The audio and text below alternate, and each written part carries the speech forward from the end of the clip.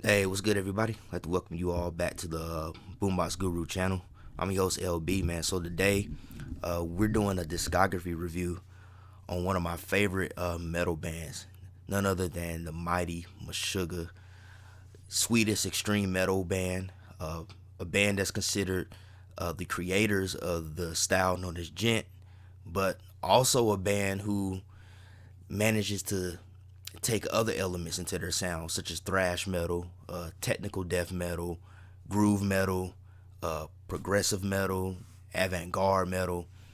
They just managed to take all these different styles, and they've managed to fuse their own unique thing that essentially has pretty much gone on to reshape modern metal.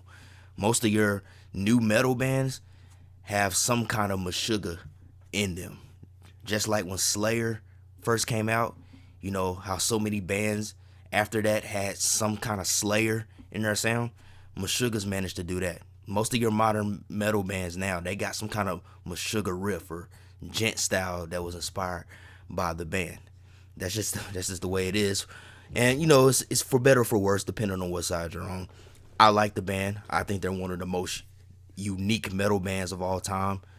Uh, Historical band, legendary band. I hope to one day eventually get to see them live in person, man. They're a bucket list band for me. But for right now, we're gonna go through this discography review of their albums. They got 9 studio albums? 1, 2, 3, 4, 5, 6, 7, 8, 9. They have 9 studio albums.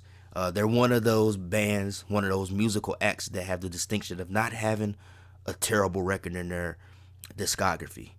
And now there are some albums that I like better than others, but for the most part, they have a pretty solid discography. Or solid is not the best way to describe it. They have a pretty's not the way to describe it. They have a great discography. I'm gonna put it that way, simply put. So let's get into this video. We're gonna start with the first album, which is Contradictions Collapse, released in 1991 on Nuclear Blast Records. This is a reissue that comes with a few bonus tracks. They come with 4 out of 5 songs from the Nun EP that came out in 1994. But Contradictions Collapse, I would describe it as a band that is still young and hasn't quite found their sound yet. This is more of a thrash metal record. To be more specific, I would call it a technical thrash metal album.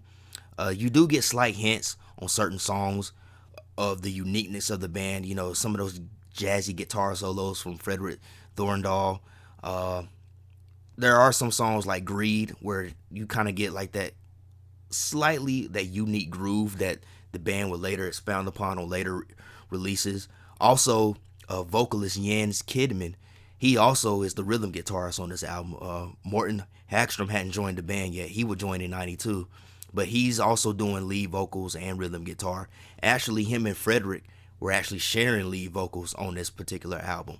And this record, most people have described it as an extension of Metallica's Master of Puppets or Injustice for All, which I can agree with. There is a lot of Metallica worship on this record, especially in Jens's vocals. He hadn't developed his signature vocal style.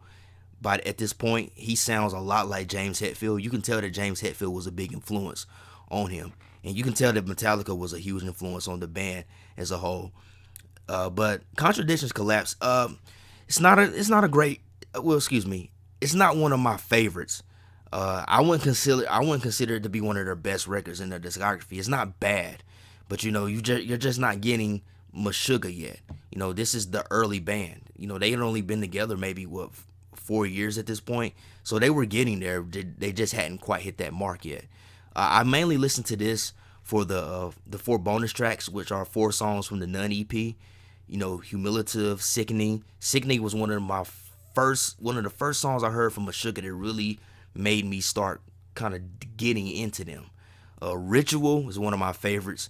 That song is just so different, man. It's almost like alternative metal in a lot of ways. I mean, there's moments that kind of remind me of like Alice in Chains, and this is one of the few tracks where Jens actually sings. He actually uses clean vocals. Guys of Rapture is another banger. That's probably what I mainly usually listen to this album for. But in all, it's not a bad record, but I wouldn't recommend anybody that wants to get into Meshuggah to start with this record. I would recommend one of their later works, but it's also good to listen to it and have in your collection, just to get a cool glimpse of the band in their early years and to kind of see where they came from and how they got to where they are now. So, but yeah, that's Contradictions Collapse, first album, released in 1991.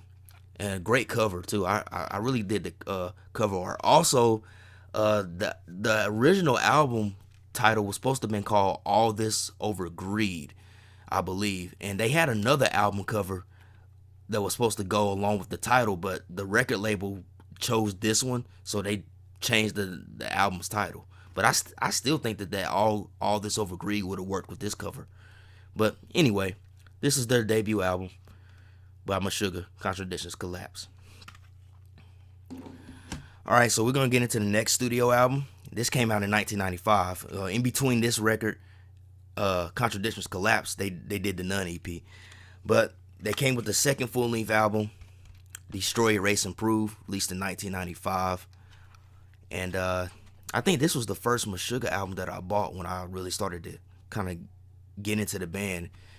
This is a reissue, a reloaded version released by Nuclear Blast. Comes with some bonus tracks, some demo versions of songs, as well as the fifth track from the None EP called Aztec Two Step. I'll talk about that a little bit later. But Destroy, Erase, Improve. This is probably it is one of the quintessential Meshuggah albums. This was their breakthrough record. This was the record that broke them internationally. This is when people started to really pay attention to them. This is when they started to get like a lot more tours, big tours with bands like Machine Head and stuff like that. I believe they toured. I think the first time they toured America was when this album was coming out, I believe. I could be wrong about that. But also, Destroy, Erase, Improve, this is where they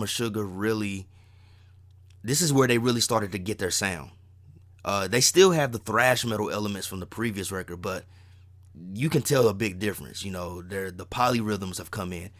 The groove style is starting to creep in a lot more. The jazzy solos, the solos are a lot more jazzy. Actually, there's kind of a jazzy feel throughout this whole entire record, to be honest with you. But it's not one of my favorites, I'll be honest. It's not one of my go-tos, but for anybody out there who wants to get into Meshuggah, I would recommend Destroy, Erase, Improve as a gateway. Because when I was first getting into the band, when I first discovered them, was doing research on them, this was the record that really came up the most. And it was the one I started with. It didn't necessarily make me a fan at that point, but it was the record that I started with. So I would recommend this one as a gateway into the band. Some of my favorite tracks on here, Future Breed Machine, which is a mainstay in their live sets. I think they usually open with that track. Soul Burn is a banger. Transfixion, Accurate Palicidity. Let's see here. Suffering Truth is one of my favorites on here. Let's see here. What else? Vanished is a good one, man. But I want to talk about the bonus track. One of the bonus tracks, Aztec Two Step. That originally appeared on the None EP back in '94. That is one of my favorite Meshuggah songs, and I'll tell you why, because it's so different from anything I've ever heard from them. It's almost like Meshuggah was trying to tackle industrial metal. I feel like in the time with like Contradictions Collapse and the None EP up to this one, Meshuggah was really trying to find what kind of sound they wanted to go for. And to me, this album is like them channeling Godflesh. But definitely one of their most strangest songs, but it's just very unique. Just a great song. But yeah, Destroy, Erase, Improve. There's not a whole lot that I can say about this album that you can't find by doing your own research. Like I said, this is probably Meshuggah's, I keep saying probably, but it is one of Meshuggah's quintessential albums, man. So definitely check this out. Highly recommend it. Alright, so now we get into the third studio album. That is Chaosphere, released in 1998. This is another reissue too, a reloaded version. Comes with several bonus tracks, demo versions, remix versions. I think the bonus tracks might be the it's not the Self-Caged EP. There was an EP that they did somewhere around this time that was like remix versions of songs. But in any regards, man, Chaosphere, this is one of my personal favorites from Meshuggah. Reason being is because this is where Meshuggah really started to become Meshuggah. At this point, most of the thrash metal influences are almost gone. It's still slightly there. You still kind of get into some of the rhythms, but for the most part, they're going for a more slower, groove-oriented sound, which would really form the later part of their career. The polyrhythms are more prominent here. A lot of some crazy time signatures. And I also want to say that this record has a kind of a mathcore, math metal vibe as well, especially the first song on Constantation. I can't pronounce that. Connotation, I think that's how you pronounce that first track. Sorry if I butchered it, but when that song first comes in, man, I can't even really find the rhythm, and I'm sitting there trying to figure out the rhythm. I'm trying to figure out how's he singing over this, man? How's he singing over that rhythm? It's crazy. New Millennium, Cyanide Christ. That's one of Meshuggah's most popular songs. That's more representative of where the band would head, with a more kind of slow, heavy groove. Quarters of Chameleons. That's one of my personal favorites from Meshuggah, especially the second half when it gets into that groove rhythm. And the way that Jens, his vocal performance on that part, it's almost like he was rapping the vocals, but not quite. New Erotica is another favorite of mine. A lot of great tracks on here. There's only 8 songs, man. Most of the songs are pretty long, but just a great record, man. Like I said, this is when Meshuggah really started to become Meshuggah.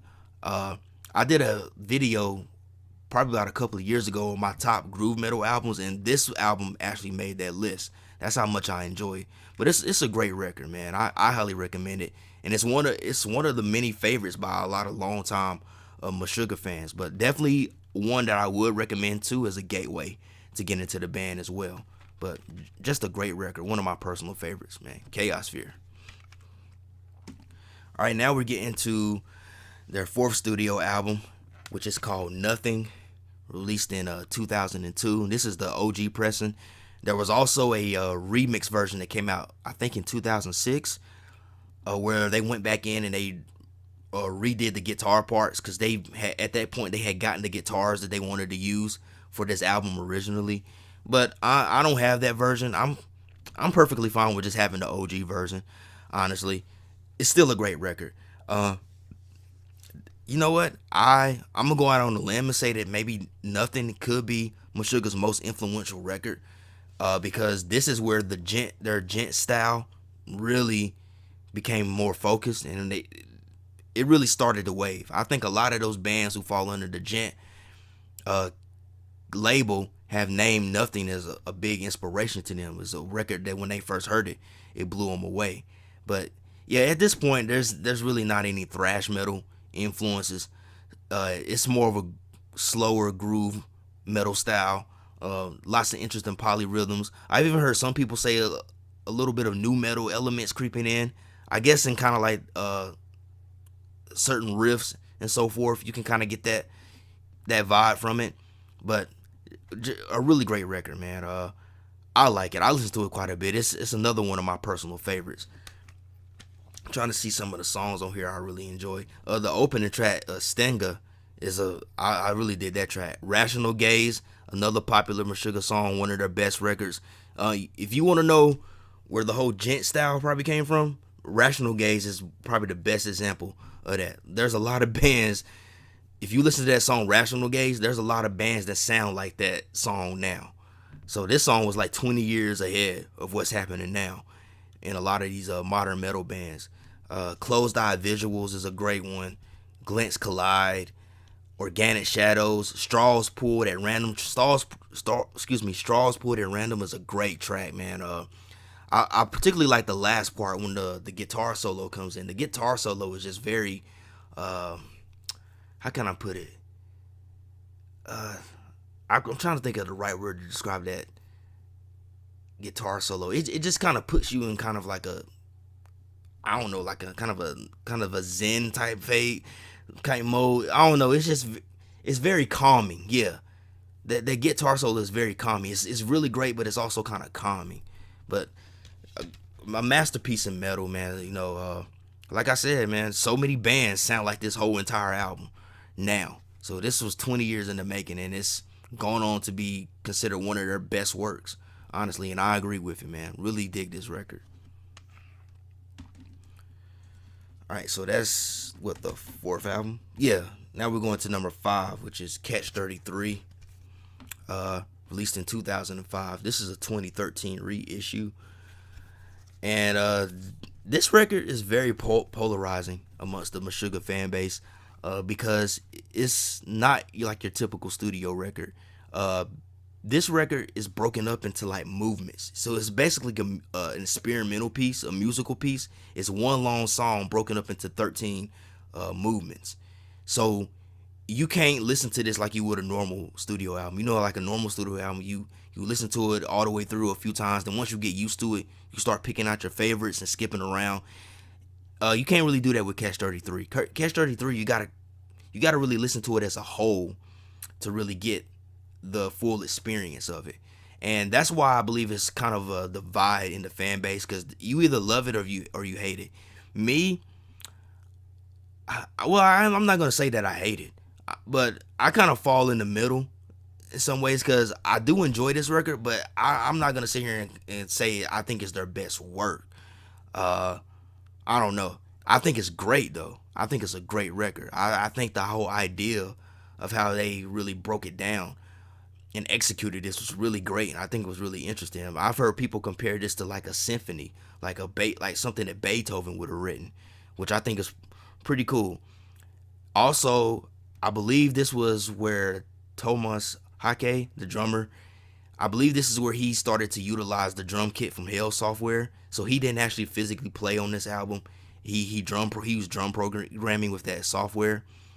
I know that's been a point of contention with some fans. I don't mind it. To me, the drums, to me, it sounds like he's playing on there, honestly, the way it's programmed. But it also kind of gives it a little industrial lean, too.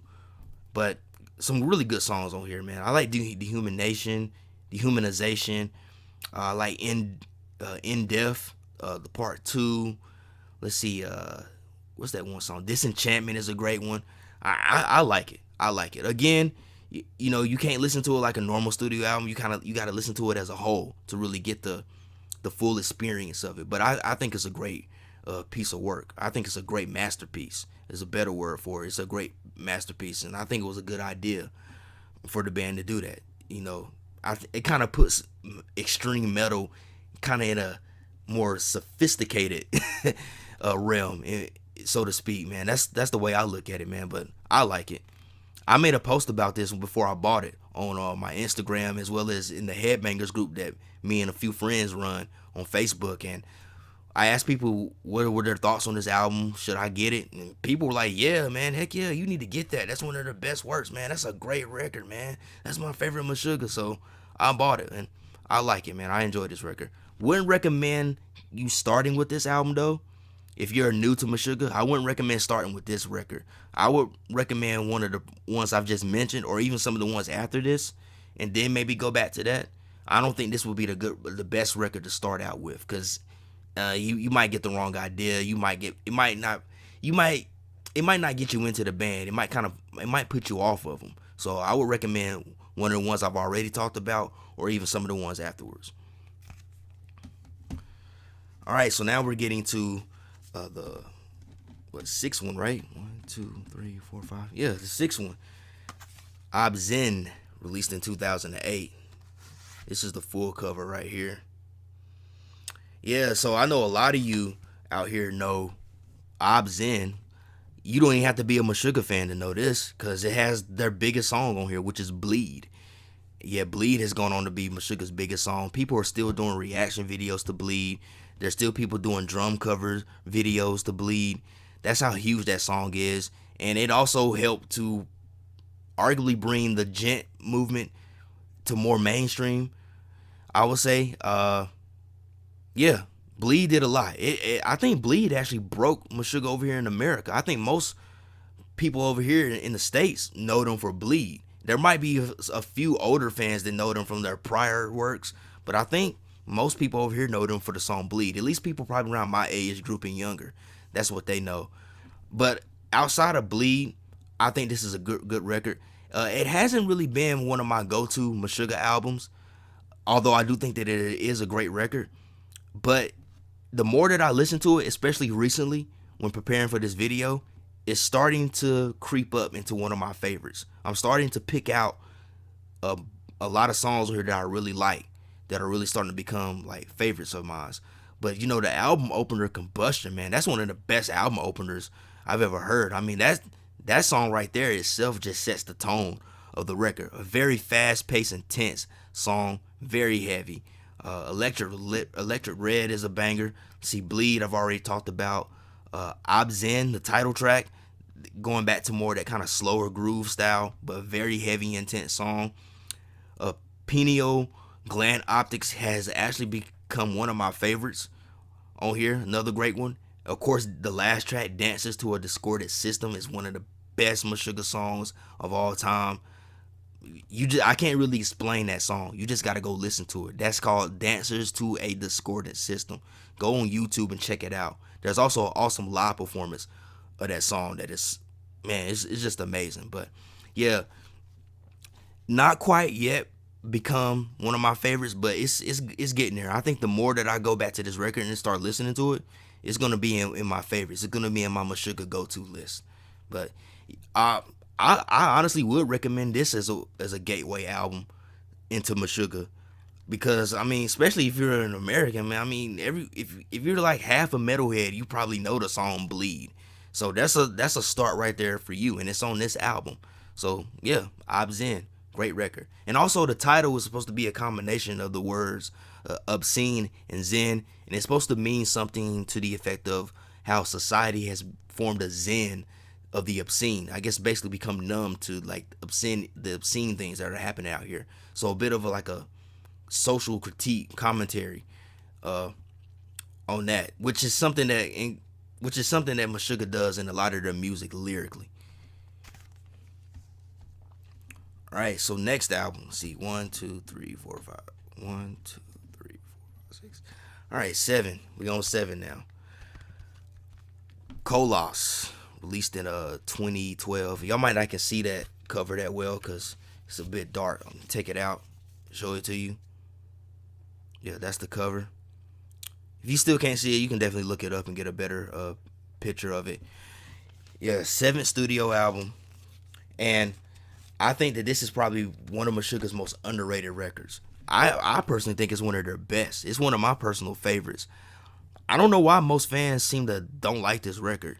I've heard some people call it boring, and I even heard somebody talk about it saying that, you know, that they basically had kind of fallen behind within the djent movement or something like that, because there were so many other bands that were coming out doing different things. I don't know. You know, I'm relatively new to Meshuggah because I got into them like 6 or 7 years ago. But I think this is a great record. I enjoy it. I don't get it, man. I don't understand why people don't think that this is a great record. I think that this is actually more heavier and intense than Obzen. Actually, excuse me. I think it's more heavier and intense than that record. Honestly, to me, it kind of gives you a little bit of prior records. You got a little bit of the thrash metal, fast tempo songs. Then you got, of course, the groove, the more slower groove oriented stuff, the technical death metal styles. It's just a heavy intense. To me, you just get a little bit of everything. It's almost like one of Meshuggah's most complete records, personally. There's so many great songs on here. I mean, Behind the Sun, which was actually written by a vocalist, Jens Kidman, and that's one of the biggest highlights on this album. I Am Colossus, the album opener, one of the greatest Meshuggah songs of all time, in my personal opinion. That slow, doomy beginning, and then it kind of picks things up with that more signature groove style that Meshuggah's known for. What's another one? Swarm is a great one. I like Swarm. Demi Urge, another banger. Let's see here. The Demon's Name is Surveillance. Another killer. That's probably one of the more heavier songs on the record. One of the more intense ones. Woo, man. Kind of a technical death metal style on that particular song. Don't Look Down. Pretty solid track. Has kind of that classic Meshuggah groove. Kind of makes you want to bob your head when you listen to it. But I think the whole entire album is great. I like it. I enjoy it. You know, my personal opinion, I would say go and check the album out and judge for yourself. Don't listen to the naysayers, because I honestly don't get why so many fans kind of want to downplay this record or bash it. I think that it's a great record. I think it's one of their best records, honestly. But yeah, definitely go check out Colossal, man. Awesome album, in my personal opinion. All right, so next record is The Violent Sleep of Reason, released in 2016. When I bought this album, I was still relatively early in my Meshuggah journey. But I will say that The Violent Sleep of Reason has become one of my favorite Meshuggah albums. One of the main reasons is because when I bought this record, when it came out, because 2016 was a very great year for like metal, and this was one of the highlights of it. When I bought this, I got it from Best Buy. This is when Best Buy was still selling CDs. I put it in my car. I had just got my new car.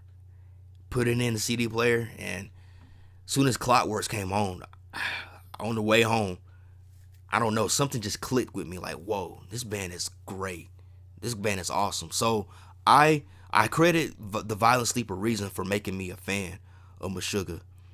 And I think what really made me like resonate with this record is the fact when I went home and I did a little research about it and I was reading, this album, they actually recorded it live in the studio. They were all in the studio simultaneously recording the songs together. So it has a bit of that rawer energy of when bands used to do that back in the day. It kind of has that rawer energy, but it's still technical, still proficient. Maybe if you're a real musician, could probably pick up on maybe mistakes or something here and there. But me as a listener, it just sounded very tight on the record. And the fact that they recorded this live in the studio, I know Metal Trench has talked about this in his tier list video on Meshuggah. He said that, you know how hard that is? They recorded this live in the studio together. Like, that means if one person messed up, they would have to start all over again. So I'm pretty sure as good as musicians as all of them are, I'm pretty sure there was not many mistakes. And if there were, we as listeners probably couldn't pick up on it. But just a great record. The title, The Violent Sleep of Reason, I think it comes from a painting. I wish I could think of that painting. Hold on, let me look it up right quick. But the title was supposed to mean something to the effect of like basically us kind of just sleeping, and I guess not sleeping through or not paying attention to what's going on around us. And here we go. Yeah, the album's title was loosely inspired by The Sleep of Reason Produces Monsters, an etching by Spanish painter Francisco Goya.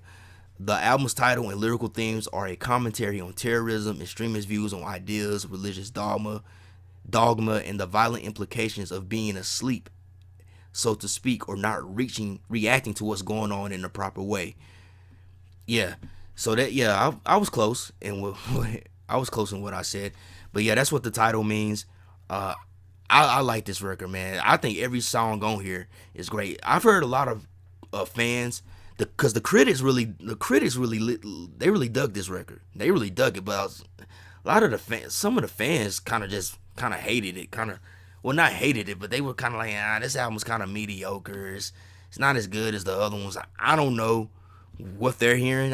Listen, music is subjective, so people hear things differently, but I think it was an awesome record. And my opinion may be different because, like I said, when I bought this album, I was still early in my Meshuggah journey, and I credit this album with what turning me into a fan of theirs. But I like it. There's so many great tracks on here. I mean, come on, how can you not like the song Clockworks? That was one of the singles. They had a really cool video to that as well. Born in Dissonance. Monstro City. Monstro City is a great track. That's one of my favorites on here. Stifled has become one of my favorites recently. Going back and listening to these albums, Stifled is a really good one. The title track, Violent Sleep of Reason, is really great. Let's see here. Into Decay by the Ton. I'm just picking out some of my favorites, man. But as a whole, this record is really great. I enjoy it. I think it's one of Meshuggah's best albums. That's my opinion. Maybe longtime fans may disagree, but hey, it is what it is. But I really enjoy this record, man. I listen to it quite a bit. You can kind of tell if you look closely at the digipack how much use I've got out of listening to it and spinning this in my car and so forth. But I think it's an awesome record, man. So I recommend don't overlook it. Don't listen to the naysayers. Once again, go check it out for yourself and be your own judge of whether it's a great record or not. And I think this will be their last on Nuclear Blast. And Meshuggah was with Nuclear Blast for a long time, ever since Contradictions Collapse. So now we get to the grand finale, which is their latest. Well, I shouldn't say the grand finale, because that makes it seem like the band's done. I don't think Meshuggah's done. I'll put it to you this way: we're at the grand finale of this video, and we're getting to Meshuggah's most recent release, which is Immutable. Released in 19. I said 19. Released in 2022. That's more like it. Released in 2022. Meshuggah's latest record, Immutable, man. So 6 years in between this one and the last one, Violent Sleep of Reason. And I gotta tell you, it was worth the wait. Honestly, it was. It was worth the wait, man. And to be honest with you, it didn't even really seem like it had been that long. In between that time, it didn't really seem like it had been that long. But you can imagine how, at this point now, I'm a big Meshuggah fan. They're one of my favorite metal bands at this point. You know what I'm saying? I've spent years not years, but at this point I've gotten myself so acquainted with the music and everything at this point. So they're my favorite band.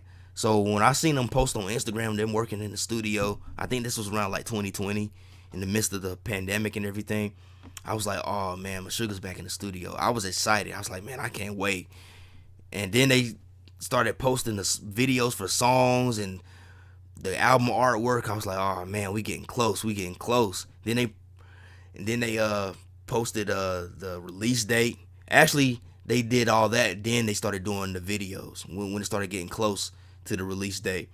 But yeah, I enjoy this record, man. I think this is one of Meshuggah's best albums, and it's actually becoming one of my favorites, to be honest with you, man. Just a great record. These guys are all in their 50s now, and they're still just amazing, making great music. To me, this is another metal masterpiece. I really enjoy this track. So many great songs on here. Broken Cog, The Abysmal Eye, Light the Shortening Fuse. Phantoms is one of my favorites. Ligature Marks. Kaleidoscope is a banger right there, man. That Kaleidoscope kind of reminds me of like later career Pantera, like when they did Reinventing the Steel. I don't know, Kaleidoscope kind of gives me that vibe. Let's see here, The Faultless. Let's see, what else? Black Cathedral. Black Cathedral's not really it's an instrumental, but it's black metal. They're doing black metal. I thought that was really cool. I wish they would have done something more with that song. It would have been interesting to see how Meshuggah would tackle the black metal style. They Move Below, another great instrumental that I enjoy. Past Tense, that's another instrumental that ends the album. It's a very somber, melancholy, but I think it was a great ending to the record. Armies of the Preposterous, excuse me. But as a whole, this is a great record. It was definitely worth the wait. I've been listening to this nonstop, preparing for this video as well. But I also got a t-shirt. I should have went and got the t-shirt and showed you guys, but I got one of the bundles when I pre-ordered this. I pre-ordered the album. I got the one with the CD and the t-shirt. But yeah, this was a great record, man. It was definitely worth the wait. I haven't heard any bad reviews regarding this particular album. Most of the reviews that I've read and heard, a lot of people have really enjoyed this record, and they're considering it another one of Meshuggah's best works. So that's really good, man. Because I think it was worth the wait, and I think I think they really kind of topped themselves with this one, man.